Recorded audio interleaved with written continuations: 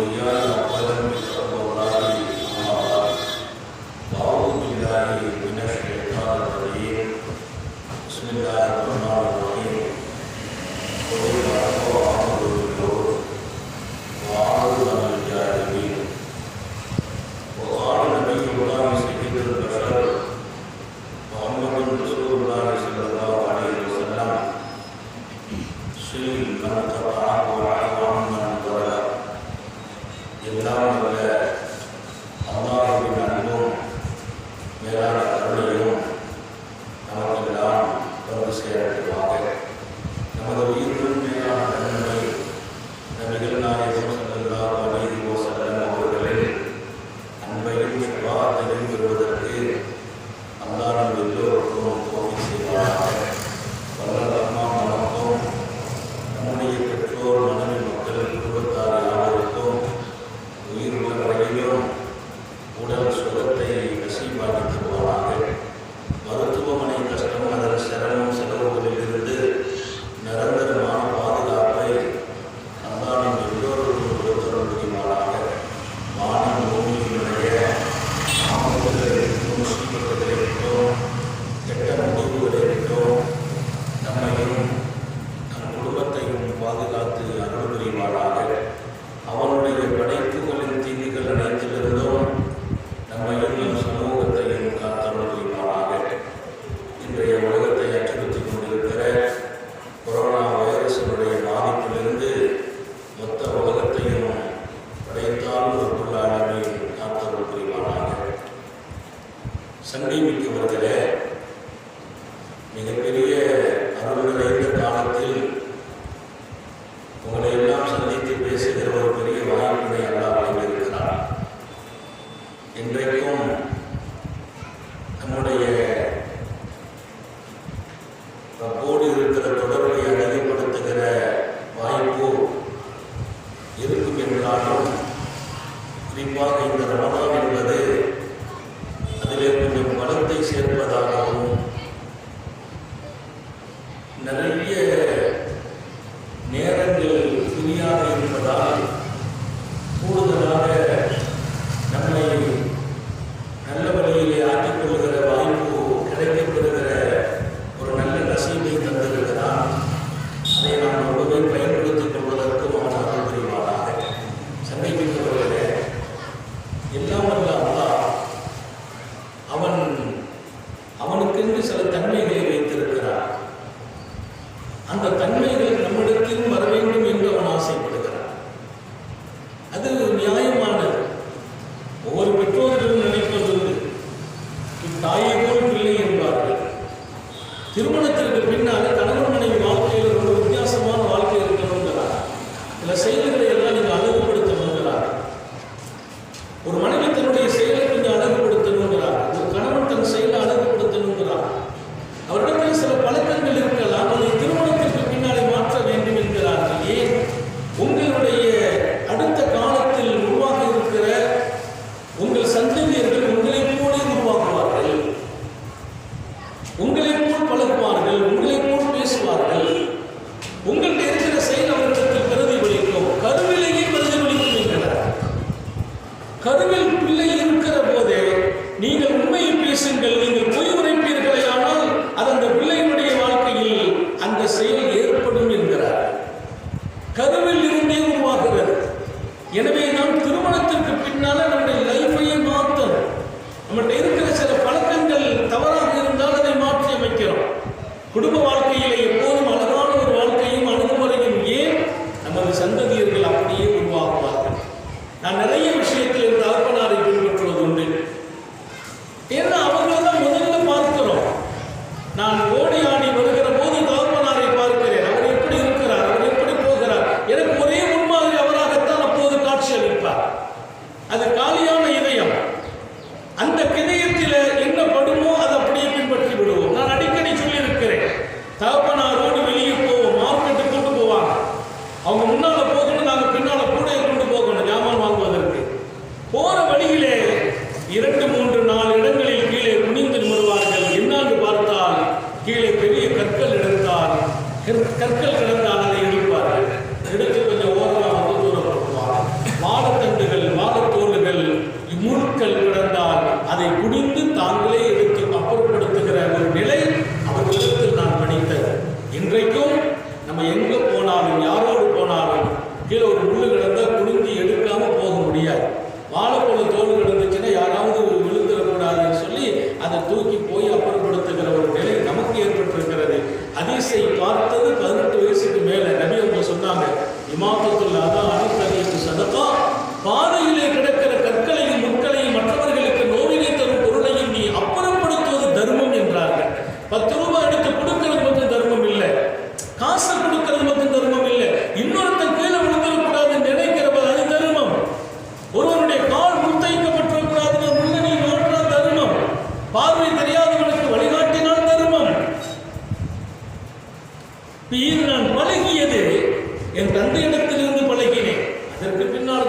திசையெல்லாம் பார்த்தேன். கீழே கிடந்தா கல்லா இருந்தாலும் முள்ளா இருந்தாலும் தூக்கி நாட்டணுங்கிறது பாப்பா அன்னைக்கு செய்தாங்க, தகப்பனார் செய்தாங்க. அத்தாவுடைய செயலை பார்த்து நம்ம பழகிறோம். எனவேதான் தாயும் தந்தையும் பிள்ளைகள் உருவாக்கி வர்ற போது தன்னுடைய நல்ல செயல்களை உருவாக்கணும். தங்களுக்கு இருக்கிற தப்பான நடவடிக்கைகளை மாற்றிக்கணும். பேச்சு கூட அழகாக்கணும், செயல்களை அழகாக்கணும். அவங்களுடைய நடவடிக்கைகள் எல்லாம் அழகா இருந்தால் அப்படியே அந்த பிள்ளைகள் உருவாக்குறாங்க. அவங்களுடைய செயல்களின் பக்கம் பிள்ளைங்க உருவாக்குறாங்க. காலையில் எழுந்திருச்சா கொஞ்ச நேரம் உட்கார்ந்து ஓதிட்டு இருக்கணுங்கிற பழக்கம் தாயார் தெரிந்து படித்தேன். அவங்க சுபுக்கு பின்னால யாசின் ஓதி பழகுவார்கள். யாசின் ஓதாம படுக்கிறது இல்லை. அப்படியானால் நமக்கு சில நல்ல பழக்கங்கள் அவர்களிடத்தில் உருவாகிறது. இன்னும் நிறைய பெற்றோர்கள் நம்மை மாதிரி நம்ம பிள்ளை வளரணும்னு நினைக்கிறார். நான் நினைக்கிறது நம்மை மாதிரி நம்ம பிள்ளைங்க வரணும். நான் பிள்ளைங்களுக்கு ஹஜ்ஜத்தில் நிப்பாட்டி வைப்பேன். இன்னைக்கு நான் தொலை வைக்கிறேன் தராவி. நம்ம பெற்ற பிள்ளைங்களும் தொலை வைக்கிறாங்க. நம்ம ஆசைப்பட்டோம் நம்ம போல நம்ம பிள்ளைங்க உருவாக்கணும். அவங்க தராவி தொலை வைக்கிறாங்க. நாம உட்கார்ந்து துவா ஓதுகிறோம். நம்ம பிள்ளைங்க உட்கார்ந்து துவா ஓதுறாங்க. அதுக்கு ஆமிந்துள்ள பல பேர் உட்கார்ந்து இருக்கிறாங்க. நம்ம மகிழ்ச்சி அடைகிறோம். நம்ம இப்போ நம்ம பிள்ளைகள் வளர வேண்டும். நம்ம நல்ல பழக்கங்கள் இருந்தால் தான் அப்படி ஆசைப்பட முடியும். இது மனித சுபாவத்தில் இருக்கிறது. படைத்தாலும் அல்லாஹ் அவனுக்கென்று சில உயர்ந்த தன்மைகள் இருக்கிறது. அவன் செயல்கள் அத்தனையும் அழகானது, அவன் நடவடிக்கைகள் அத்தனையும் அழகானது. ஆனால் அவன் செய்கிற அந்த செயல் நமக்கும் வரணும்னு அவன் ஆசைப்படுறான். ஒரு தகப்பனார் ஆசைப்படுவது நியாயம் தானே? நமக்கிடையே நம்முடைய பிள்ளைங்க நல்லா இருக்கணும், நம்ம பிள்ளைங்கள்ட்ட இந்த தன்மை வரணும், நம்ம பிள்ளை நல்ல விசாலமான உள்ளத்தோடு இருக்கணும், நம்ம பிள்ளை கொடுக்கிறவனா இருக்கணும், நம்ம பிள்ளை அடுத்தவங்களுக்கு உபகாரம் செய்யறவனா இருக்கணும் என்று நம்ம தகப்பனார் ஆசைப்படுறாங்க அப்படின்னு சொன்னா அல்லாஹ்வுடைய பெரிய சிபத்து அது. அவன் ஆசைப்படுகிறான். எங்க இருக்கிற சிபத்து கூட வரணும்னு சொல்றான். அவனுக்குள்ள பெரிய தன்மை. அவன் எதா இருந்தாலும் மன்னிச்சிருவான். மன்னிக்கிறது அவனுக்கு ஒரு பெரிய சிபத்து. அவன் மன்னிக்கணும்னு ஆசைப்படுறவனும் கூட. யுஹிப்புல் அஃப்வானா இன்னல்லாஹ கரீம் யுஹிப்புல் அஃப்வா. அல்லாஹ் மிகப்பெரிய சங்கையாளன். அல்லாஹ் மிகப்பெரிய சங்கையாளன், தயாளமானவன். அவன் யுஹிப்புல் அஃப்வா, மன்னிப்பதை பிரியப்படுகிறான். அல்லாஹ் நமக்கு அதை நசீபாக்குகிறான். மன்னிக்கிறத பிரியப்படுறான்னு அது எவ்வளவு பெரிய விஷயம். அதுதான் அந்த ஆச்சரியம். மன்னிப்பாங்க. தவறு செய்தா சில நேரத்தில் 4 பேர் சொல்லுவாங்க, சரிப்பா மன்னிச்சிருப்பா, விட்டு கொடுத்துருப்பா. 10 தடவை சொன்ன பின்னால சரி அவர் பெரிய மனுஷன் சொல்லிட்டாரு மன்னிக்கிறேன் அப்படின்றார். இவர் மன்னிக்க மாட்டார். இவர் மன்னிக்க மாட்டார். மன்னிக்க மனசு வராது. 4 பேர் என்ன சொல்லுவாங்க, சரிப்பா யாருடைய உன் தம்பி தானே மன்னிச்சிரு, உங்க அண்ணன் தானே மன்னிச்சிருன்னு சொல்லுவாங்க. கொஞ்ச நேரம் கழிஞ்சு சொல்வார், எல்லாரும் சொல்ல போய் என்ன பண்ண மன்னிக்கிறேன். பெரிய மனுஷங்கள்லாம் சொல்லிட்டாங்க மன்னிக்கிறேன். அப்போ ஒரு சிபத்து, ஒரு தன்மை கூட பல பேர் சொல்வதால் நான் செய்கிறேன் என்கிற நிலையில் நம்ம இருக்கிறோம். அல்லாஹ் தஆலா மன்னிக்கிறான்ங்கிறதை விட யுஹிப்புல் அஃப்வ, மன்னிப்பதையே நேசிக்கிறான். மன்னிப்பதை நேசிக்கிறான். நாம மன்னிக்கணும்னு பிரியப்படுறோம். நம்ம மன்னிக்கணும். அடியார்களுக்கிடையே தவறுகள் நடக்கிறது சகஜம்தான். கூட்டு வாழ்க்கைன்னா கொஞ்சம் ஏற்றத்தாழ்வு வரத்தான் செய்யும், கோபதாபங்கள் வரத்தான் செய்யும். 100க்கு 100 அமைதியெல்லாம் வாழ்ந்துட்டு போக முடியாது. அண்ணன் தம்பி ஒன்னா தோல் கொடுத்து நிற்பாங்க. 2 பேர் ஒன்னா களமிறங்கி கையில எல்லாத்தையும் தூக்கி விடுவாங்க. குடும்பங்களிலே வரத்தான் செய்யும். வேகம் வரும், கோபம் வரும், பிரச்சனைகள் வரும். சில நேரங்களில் கொஞ்சம் ரொம்ப வேகமா தாக்குற கட்டங்களுக்கு எல்லாம் போயிடும். கணவனுக்கு மனைவி மீது சில நேரத்தில் கோபம் ஒரு அடிக்க கூட வந்துடுவார். ஆனா ஒன்ன விளங்கிக்கணும், மனைவியை அடிக்கிறவன் நல்ல கணவன் இல்லை என்கிறார்கள் நபிகள் நாயகம் ஸல்லல்லாஹு அலைஹி வஸல்லம். ஆனால் எல்லாரும் கவனத்தில் வச்சுக்கணும். மனைவிமார்கள் அப்படியே கொஞ்சம் அச்சுறுத்தியே கொண்டு போயிடணும். கவனமாயிரமா கோபம் வந்துச்சுன்னா அப்படியே கொண்டு போயிட்டே இருக்கணும். அந்த அம்மா கொஞ்சம் பயந்து கோபம் வந்துச்சுன்னா அது எப்படி இருக்குன்னு தெரிய மாட்டேங்காது. ஒரு நாளைக்கு கையை நீட்டிட்டோம்னா இதுதான் என்ன செய்வார், ஒரு அடி அடிப்பார். அது மாதிரி போயிடும். அடிக்காதீர்கள் என்கிறார்கள் நபிகள் நாயகம் ஸல்லல்லாஹு அலைஹி வஸல்லம். அல்லாஹ் அப்படி அழகான வாழ்க்கையை நசீபாக்கி தருவார். ஆனால் அன்னைக்கு ஒரு பையன் சொன்னார், அது பழைய கதை. இப்போ நாங்கள் அடிபட்டுக்கிட்டு இருக்கோம். அதெல்லாம் பழைய கதை. அடிக்காதீர்கள் நீங்கள் சொன்னீங்க, அதெல்லாம் சரிதான்.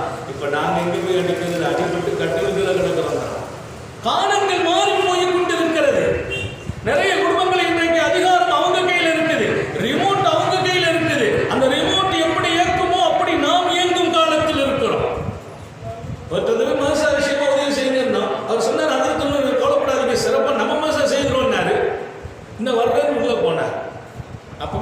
பேசிக்கிட்டோம். உள்ளே போகிறாரு, ரிமோட் யூத் இருக்க மாதிரி தெரியலையே.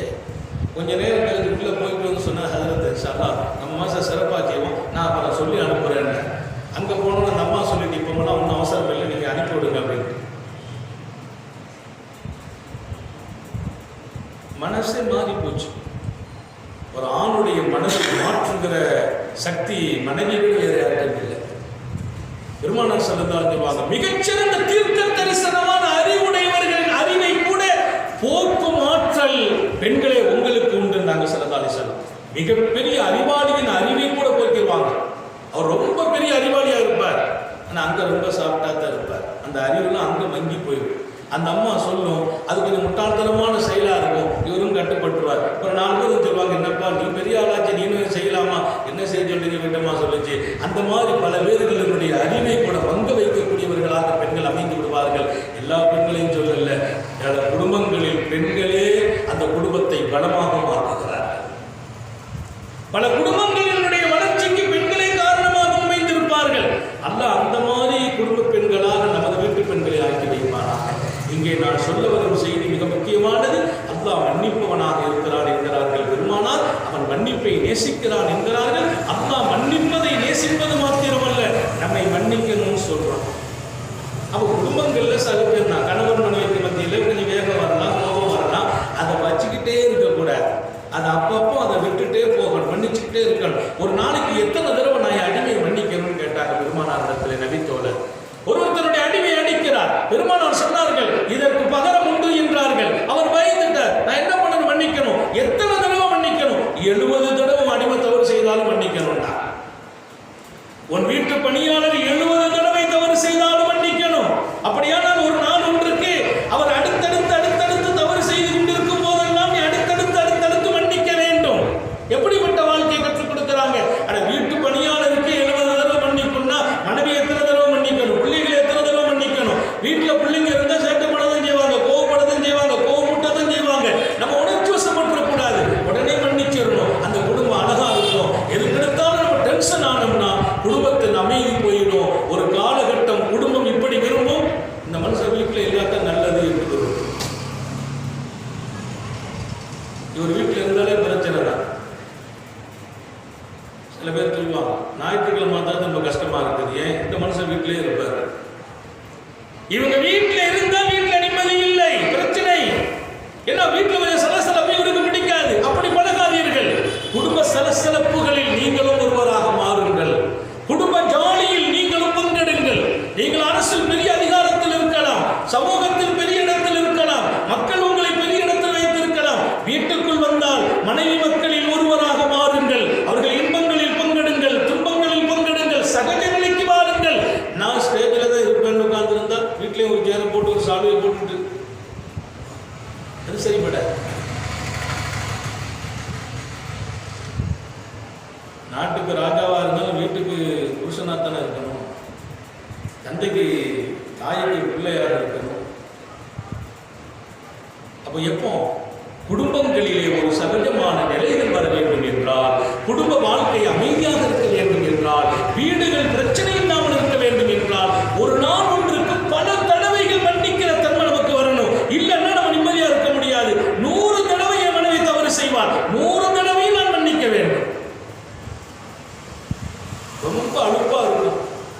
நாங்கள் கூப்பிட்டா அவ்வளோதான் எங்கேருப்பாங்க சீதேவி. எங்கன்னா என்ன அர்த்தம்? ஏதோ ஒரு வேலை சொல்ல போறாங்கன்னு அர்த்தம். சங்கடமாக தான் இருக்கும், ஆனாலும் கூட மன்னிக்கணும், ஏற்றுக்கிறணும்.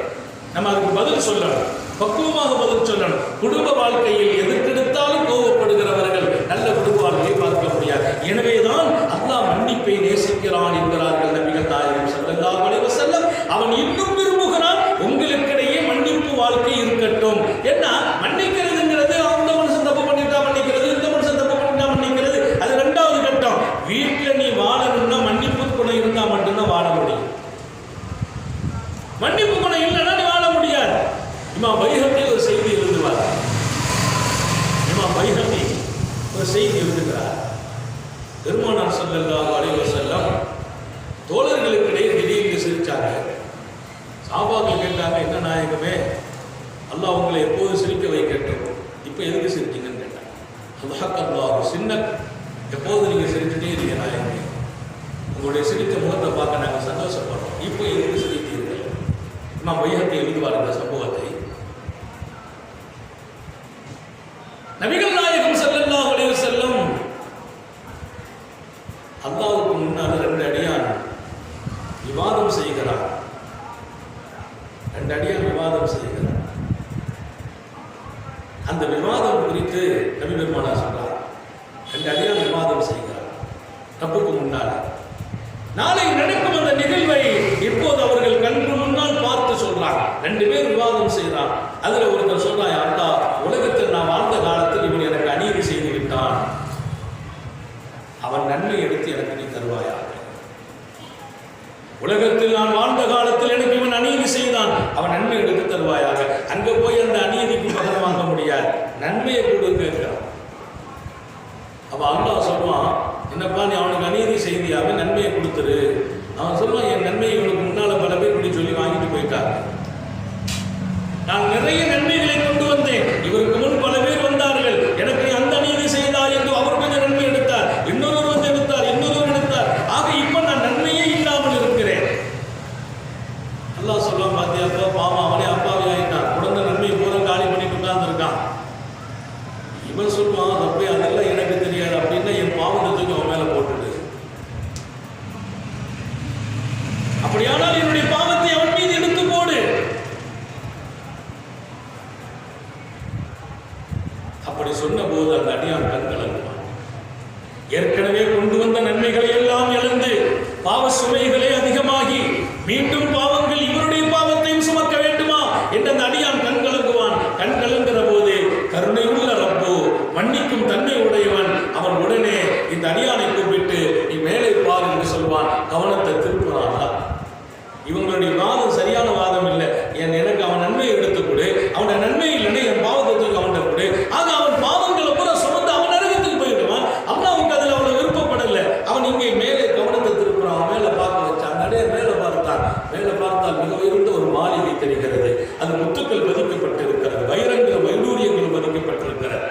சொர்க்கப்பதியிலே பார்ப்பதற்கே பரவசம் ஊட்டுகிற ஒரு மாளிகை. அந்த மாளிகை பார்க்கிறதுக்கு இன்னும் தோண்டுது, பார்க்கணும் பார்க்கணும்னு சொல்லுது. உடனே அவங்க கேட்கிறார், ஐய நபியின் ஹாதா ஒரு ஐய சித்தியின் ஹாதா, இரக்கமுள்ள ரப்பே, எந்த நபிக்காக நீ இதை தயார்படுத்தினார்? இப்படி ஒரு மாளிகையா?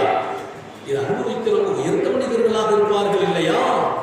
உலகத்தில் நீ மனிதர்களுக்கு வழிகாட்டியாக அனுப்பி வைத்த உன்னுடைய தூதர்களாகத்தான் இருக்க வேண்டும். எந்த தூதருக்காக இதை தயார்படுத்தினாய்?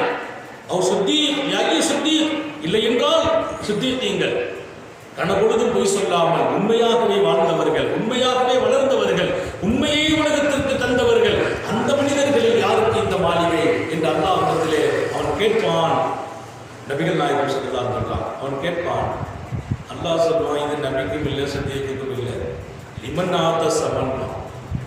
அவன் செயல்போது ஆச்சரியம் பாருங்க. அவன் சொல்லுவான், இதுக்குள்ள காசு கொடுத்தா நான் கொடுத்துருவேன். இந்த மாளிகை யாருக்கு? நபிக்கு அல்ல, சித்தியத்துக்கு அல்ல. இந்த மாளிகைக்குள்ள காசு யாரு கொடுக்குறாங்களோ கையில கொடுத்துடுறாங்க. இந்த அடியான் சொல்வானா, இந்த மாளிகைக்கு யாரு காசு கொடுக்க முடியாது? இந்த மாளிகைக்கு யாரால் காசு கொடுக்க முடியும்? ஒரு வைரக்கல்ல வாங்கிறதுக்கே காசு இருக்காது. இவ்வளவு பெரிய மாளிகை, இவ்வளவு வைரக்கல், இவ்வளவு கண்பறிக்கிற அற்புதம் யாரிடத்தில்? லிமன் யம்லிகு, யாரால் இந்த மாளிகைக்கான கிரயத்தை சொந்தமாக்க முடியும்? அல்லாஹ் சொல்வானா, இந்த மாளிகைக்கு கிரயம் உன் கையில் இருக்கிறது என்பான். உடனே அந்த அடியான், என்ன ரப்பே என்னை கேள்விப்பட்டிருக்கிறான், இந்த மாளிகைக்கான கிரயம் உன்னிடத்தில் இருக்கிறது.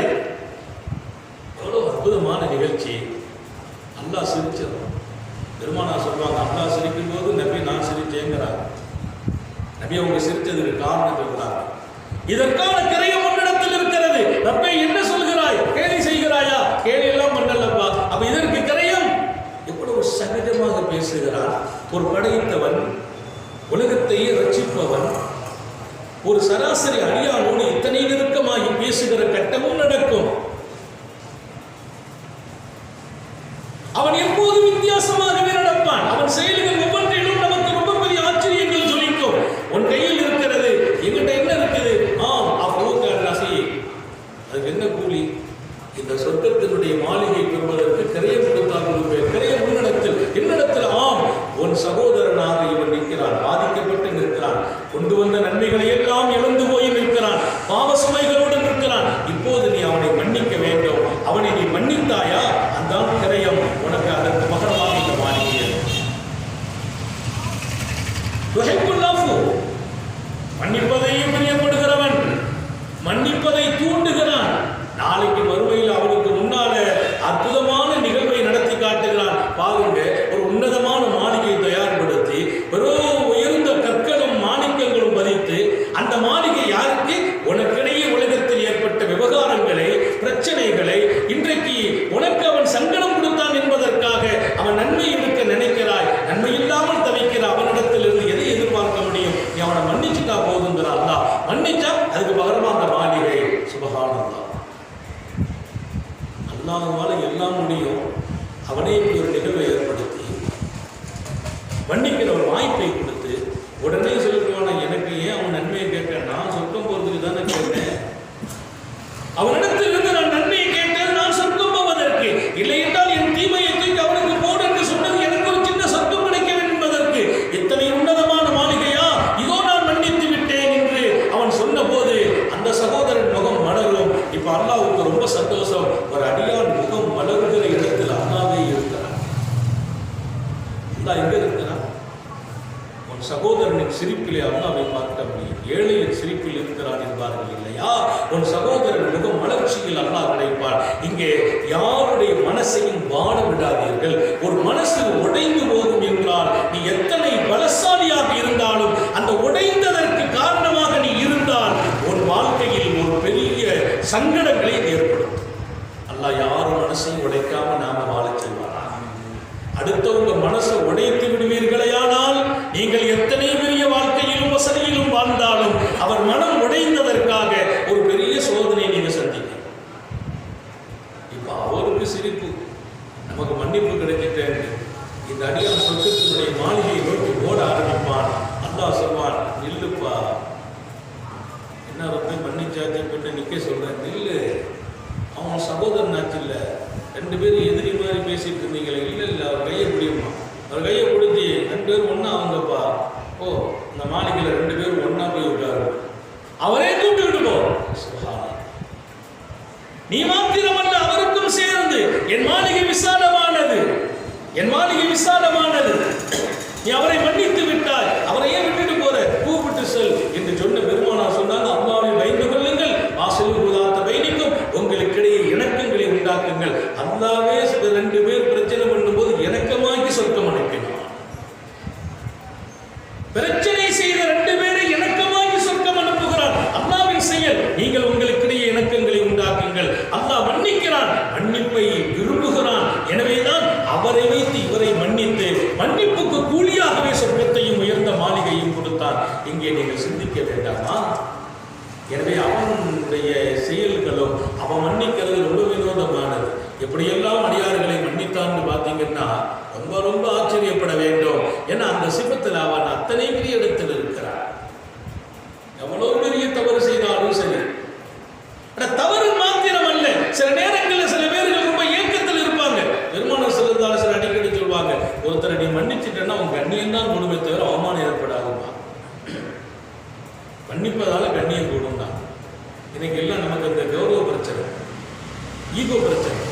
நம்ம கொஞ்சம் இறங்கி போயிட்டோம்னா நம்ம மன்னிப்பு என்ன ஆகுது? நீ கொஞ்சம் விட்டு கொடுத்து போயிருப்பான், அவனை கொஞ்சம் மன்னிச்சிருப்பா, அவன் யாரு? தெரிஞ்ச ஆளு தானே, நம்ம குடும்பத்துக்காரன் தானப்பா, என் தொழில் ஒன்றா தானே இருந்தீங்க, நம்ம கொஞ்சம் இறங்கிட்டோம்னா அவனை மன்னிச்சிடலாம். இறங்கிறதுக்கு யோசனை இருக்குது, மனசு இடம் கொடுக்கறது இல்லை. ஏன்? ஈகோ. நம்ம என்ன இறங்கி போறது, நம்ம என்ன மன்னிக்கிறது? அவன் நம்மகிட்ட மன்னிப்பு கேட்கட்டும். நபி பெருமானார் சொன்னாங்க, நீ இறங்கியதால் கண்ணியமாகிறாய், அல்லாஹ் நமக்கு இந்த கண்ணியத்தை தருவாரா? மன்னிப்பால் கண்ணியம் தான் கூடும், அவமானங்கள் கூட. ஒரு தடவை கொடுங்கோலன் ஃபிரௌனுடைய வீட்டு கதவு தட்டப்பட்டது. அவனுக்கு அதிர்ச்சி, அவன் கதவு அவ்வளவு சீக்கிரமா யாரும் தட்ட முடியல. பல அடுக்கு பாதுகாப்புக்குள்ளே இருப்பான், பல அடுக்கு பாதுகாப்புக்குள்ளே இருக்கிறான். அந்த வீட்டு கதவை யாராலும் தட்ட முடியாது. யாரும் தட்ட முடியாத இடத்தில் பல அடுக்கு பாதுகாப்பை தாண்டி தான் அந்த கதவை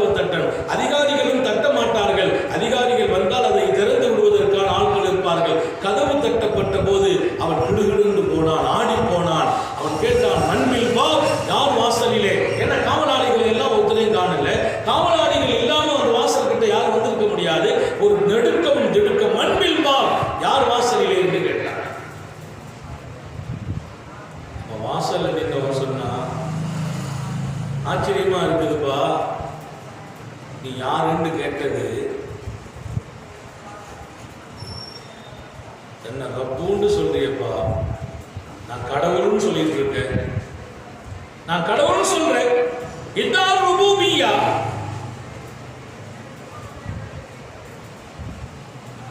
தன்னை கடவுள் என்று சொல்லக்கூடிய மனிதனா வாசல் நிற்கிறவர் சொல்றார். வாசல் நிற்கிறார், யாரும் தெரியாம யாருன்னு கேட்கிறேன்னா நீ கடவுள் மேல சொல்றீங்க, எப்படி நீ கடவுள் கேட்கிற? என்ன கொடுங்கோலன் ஃபிரௌன் தன்னை கடவுள் என்று சொன்னான், நானே கடவுள் என்றான். ஆனா ரப்புக்கும் அல்லாஹ், கடவுள்களிலெல்லாம் நான் உயர்வான ரப்பு, நான் மேலான இறைவன் என்று சொன்னான். அவன் கேட்கிறார் வாசல்ல நிற்கிறவரு, எப்பா நான் யாருன்னு கூட உனக்கு தெரியலன்னா நீ எப்படி கடவுள் கடவுள் வேற சொல்லுவீங்க? நியாயமான கேள்வி. இதார் ருபூபிய்யா வலம் யத்ரி மன் பில் பாப். தன்னை கடவுள் என்று வாதிக்கிறாய், தன்னை கடவுள் என்று வாதிக்கிற ஒருவனுக்கு வாசலிலே நிற்பவன் தெரியவில்லையா என்று கேட்டபோது உடனே அவன் சொன்னான், நீ தான் வந்திருக்கியா, திறந்து விடுங்க. யாருன்னு பார்த்தா இப்லீஸ் வர்றாங்கல்ல, வாசல் என்னது யாரு? ஷைத்தான் என்றான் வாசலிலே. அவன் நேரடியா இப்லீஸை ஷைத்தான் நேரடியா சந்திச்சு பேசுவான் ஃபிரௌன். ஏன்னா இனத்தோடு தானே சேரும், இனத்தோடு சேரும். ஷைத்தான் நேரடியாக சந்தித்து பேசுகிறான். யார் வாசலிலே?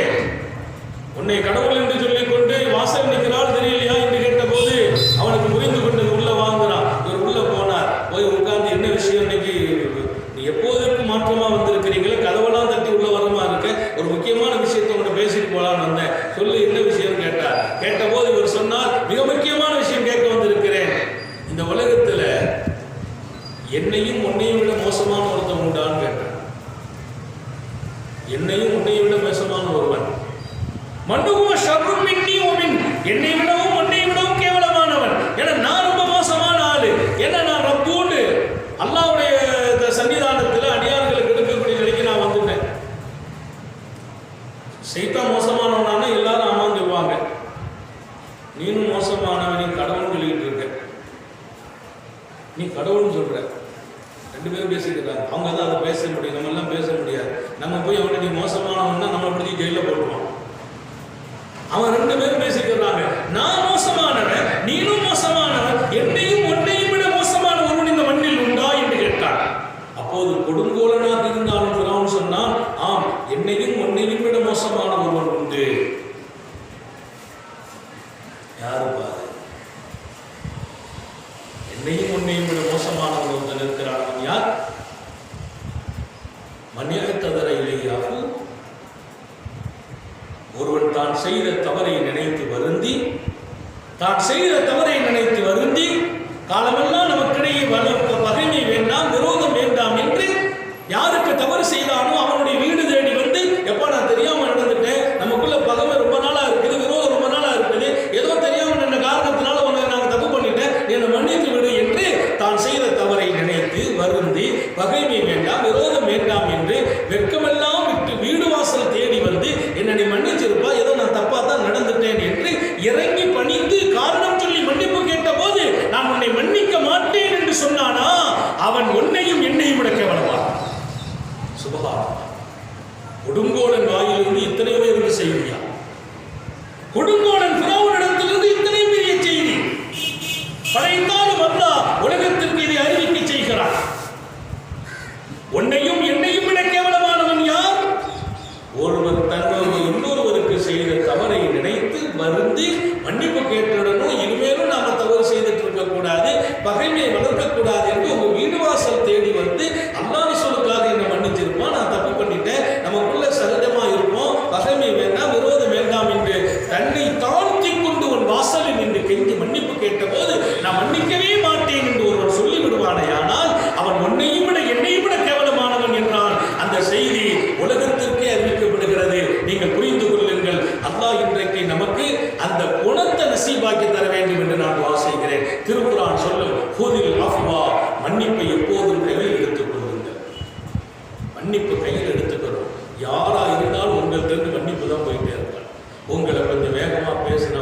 மன்னிச்சிருங்க, உங்களுக்கு துரோகம் செய்தா மன்னிச்சிருங்க, உங்களை ஏமாத்தினா மன்னிச்சிருங்க. அதனால நீங்க ஒண்ணு தாழ்ந்து போயிட மாட்டீர்கள், அவமானப்பட்டு விட மாட்டீர்கள், கண்ணியம் இறங்கி விடாது, இமேஜ் குறைஞ்சிடாது, நீங்க கண்ணியமாகவே வாழ்வீர்கள் என்ற சுப செய்தியையும் நபிகள் நாயகம் ஸல்லல்லாஹு அலைஹி வஸல்லம் சொல்வார்கள். எனவே அவனுக்குள்ள உயர்ந்த தன்மை மன்னிக்கிற தன்மை, மன்னிக்கிற தன்மையை தாண்டி மன்னிப்பை நேசிக்கிற தன்மை, அடியார்களும் மன்னிப்பவர்களாக இருக்க வேண்டுமே என்று அவன் ஆசைப்படுகிறான். அது நியாயமான ஆசை இல்லையா?